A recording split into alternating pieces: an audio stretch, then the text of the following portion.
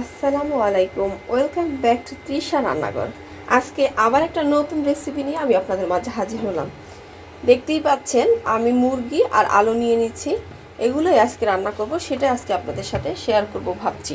তো শুরু করা যাক আজকের আমার রেসিপিটা। দেখেন আমি আলু আর মুরগি সব ভালো করে ধুয়ে ক্লিন করে নিয়ে আসছি। এগুলো আমি খুব ভালোভাবে একটু ভাজবো, যেহেতু আজকে আমি নতুন আলু উঠছে, আপনারা সবাই জানেন যে বাজারে নতুন আলু উঠছে, তাই ভাবলাম এই ফার্মের মুরগি দিয়ে কিভাবে এই নতুন আলু দিয়ে রান্না করে সেই ভিডিওটা আজকে ভাবলাম আপনাদের সাথে শেয়ার করব।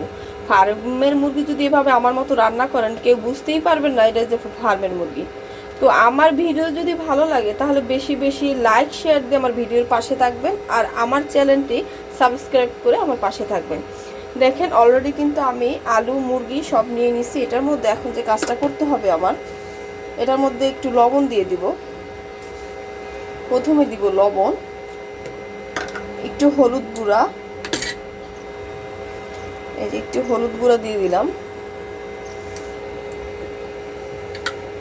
এবার একটু মরিচ গুঁড়ো দিয়ে দিব। এগুলো ভালোভাবে মেখে এভাবে যদি আমার মতো এবার ভালোভাবে একটু মাখবো। আমার মতো যদি এভাবে ফার্মের মুরগি রান্না করেন আর যদি গেস্টদের খাওয়ান কেউ বুঝতেই পারবে না এটা যে ফার্মের মুরগি নাকি দেশি মুরগি। এই রান্নাটা সম্পূর্ণ ফলো করে আপনারা যদি বাড়িতে রান্না করেন আর খান তাহলেই বুঝবেন কেমন। তো আমি এগুলো ভালোভাবে এইভাবে মেখে এবার যে কাজটা করব, দেখেন আমি অলরেডি প্যানে তেল গরম করতে দিছি। এগুলো খুব ভালো করে ভেজে নিব, এই মাংস আর আলু যত ঠিক আছে। তাহলে আমি এগুলো ভেজে নেই সবগুলো, আমার আলু আর মাংসগুলো। দেখতেই পাচ্ছেন আমি এবার মাংসগুলো প্যানের মধ্যে দিয়ে দিলাম। এক এক করে এভাবে আলু আর মাংসগুলো খুব ভালো করে ভেজে নিব।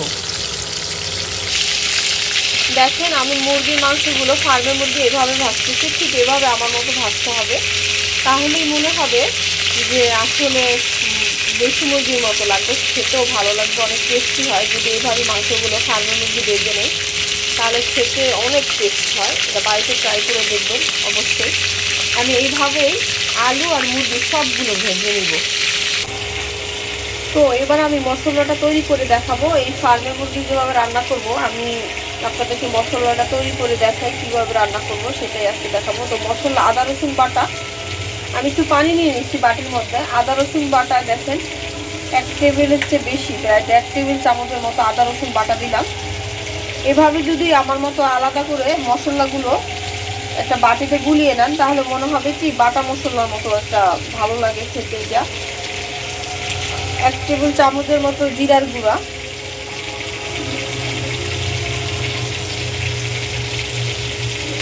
1 টেবিল চামচের মতো ধনিয়ার গুঁড়া। অবশ্যই এইভাবে তৈরি করে নেবেন মশলাটা, তাইলে হবে কি বাটা মশলার মতো লাগবে খেতে। বাটার মশলার তরকারি কিন্তু এমনিতেই অনেক টেস্টি হয়, আর আমরা তো এখন বাজারে অনেক গুঁড়ো মশলা বের হয়েছে, যে কারণে আমরা বাটাবাটি করি না। তাই আমি কি করি, যখনই মাংস রান্না করি তখন এই প্রসেসিংয়ে রান্না করি। এই তো দেখেন যে প্যানে আমি মাংস আর আলু ভেজে নিছি ওই প্যানে আজকে আমি রান্না করব। তো আমি এই তেল যেহেতু গরম আছে, এই তেলের মধ্যে কিছুটা পেঁয়াজ দিয়ে দিব, পেঁয়াজ কুচি। আর দেখতেই পাচ্ছেন দেখেন 2টা এলাচ, 2টা দারচিনি, 2টা তেজপাতা, এগুলো দিয়ে দেবো সব। এবার এগুলো একটু ভালোভাবে ভাজবো আমি। পেঁয়াজ, দারচিনি, এলাচ এগুলো একটু ভালোভাবে ভাজতে হবে। এভাবে আমি একটু পেঁয়াজগুলো একটু ভালোভাবে ভেজে নিব। দেখেন অলরেডি কিন্তু আমার এগুলো মশলা মানে এই পেঁয়াজ ভাজা হয়েছে মোটামুটি।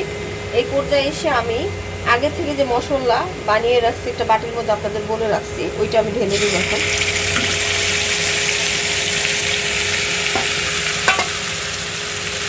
এবার এই মশলাগুলো ভালোভাবে কষাবো।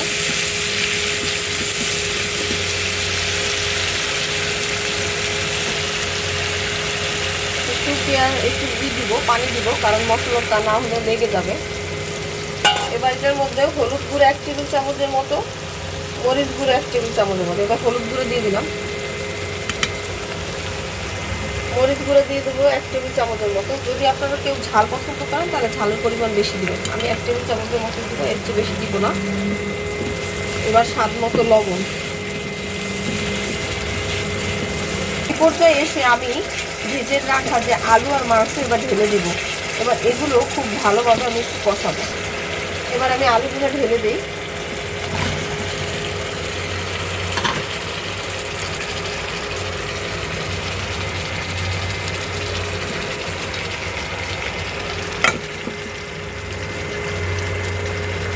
দেখতেই পাচ্ছেন আলু মাংস এভাবে আমি খুব ভালোভাবে কষিয়ে নিই এগুলো। এবার সব মশলার সাথে এগুলো খুব ভালোভাবে মিশিয়ে কিছুক্ষণ ঢেকে এগুলো কষিয়ে নিব, যাতে আলুর মধ্যে অ্যান্ড মাংসের মধ্যে খুব মশলাগুলো খুব ভালোভাবে ঢুকে। এভাবে যদি বাড়িতে রান্না করে খাওয়ান, আমার মনে হয় না কেউ বুঝবে যে এটা ফার্মের মুরগি। আমার আলু মাংস সব ভালোভাবে এবার সিদ্ধ হয়ে যাবে।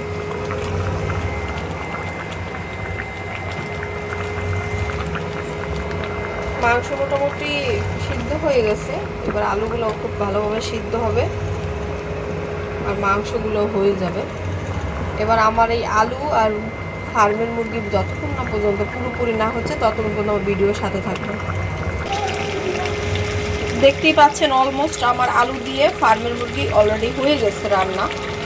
আমি আরেকটু এই ঝোলটা শুকাবো, তাহলে আমার হয়ে যাবে। দেখেন আমার কিন্তু অলরেডি হয়ে গেছে মাংস। এখন আমি চুলা থেকে এটা নামিয়ে নিব। দেখেন তেল কিন্তু উপরে ভেসে এসছে অলরেডি।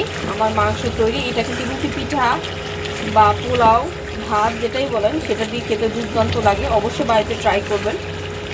আর কে কোন জায়গা থেকে আমার ভিডিও দেখছেন অবশ্যই কমেন্টসে জানাবেন।